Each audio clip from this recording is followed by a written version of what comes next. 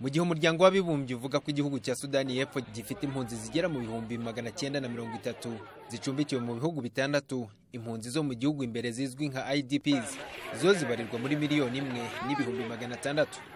ubwo imirwano yuburaga hagati y'ingabo za leta n'izishyigikiwe wari Vice Perezida Dr. Riek Machar, bamwe mu baturage bahungiye mu kigo cy'ingabo z'umuryango w'abibumbye muri icyo gihugu UNMISS cyahitwa Tongping, kirinzwe n'ingabo z'u Rwanda ziri mu butumwa bw'amahoro. Lieutenant Kano John akuriye batayo ya mbere y'ingabo z'u Rwanda ifite ibirindiro i Juba. Ku itariki ya 10 nibwo impunzi zabuze ngira ngo aho zica zihitamo gupfumura, ubwo zaje ku bwinshi zipfumura ikigo. Urumva nk'inshingano rero, aho rero niho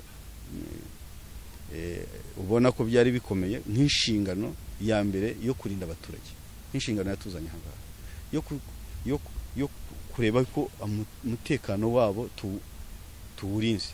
Aho bapfumuriye rero twaremeye turabakira. Aba banyasudani y'Epfo bashingiye ku buryo bakiriwe n'izi ngabo bavuga ko zifite umwihariko wo kugira ubutwari n'ubuntu budasanzwe. We came here to be protected. Twaje hano twizeye gucungirwa umutekano na Loni, ariko by'umwihariko abanyarwanda babaye inshuti nziza kuri twe. A good friend to us. They have treated us nicely. They have opened their gate for us, and that is the hospitality. Batwakiriye neza, badukinguriye amarembo, ko niko twumva abanyafurika bagenzi bacu bakwiriye kutwakira, ko twemera ko u Rwanda narwo rwanyuze mu bibazo nk'ibi ngibi, none ubu bafite amahoro baratera imbere. Nifuza gushimira by'umwihariko leta y'u Rwanda n'abanyarwanda. Gratitude to Rwanda government and to Rwanda people. They allow us to sit with them, even though they are military. Baratwemerera tukaganira n'ubwo ari abasirikare, ariko dusanga bumva neza ibibazo bikomeje hanze ahangaha. The situation which is going outside. It doesn't happen anywhere else with the other peacekeepers.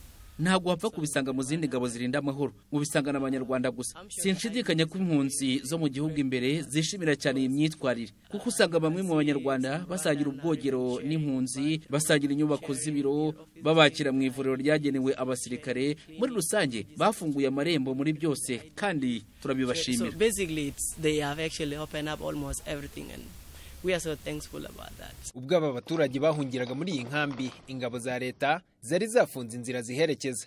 Icyari kigoye izi ngabo z'u Rwanda kurushaho nuko muri iyi nkambi bari bakiriye abasirikare bari bafite intwaro, bityo bisaba ko bazibambura bakanabatandukanya n'abaturage basanzwe, ndetse ari nako amasasu na za rokete byakomezaga kuhagwa. Ikintu twebwe twibanzeho nuko tugomba kumenya yuko umutekano w'abasirikare bacu, umutekano w'ikigo, umutekano w'abatuje batugana tukurikiraniye hafi. Bivuze ngo iyo haza kugiraho uwo ari we wese ushobora kuza gushaka kugira ngo ahungabanye umutekano w'iki kigo cyangwa ahungabanye umutekano w'abaje batugana, twari kugira uko tubyitwaramo, harimo ndetse no kubahagarika yaba na ngombwa no gukoresha imbaraga.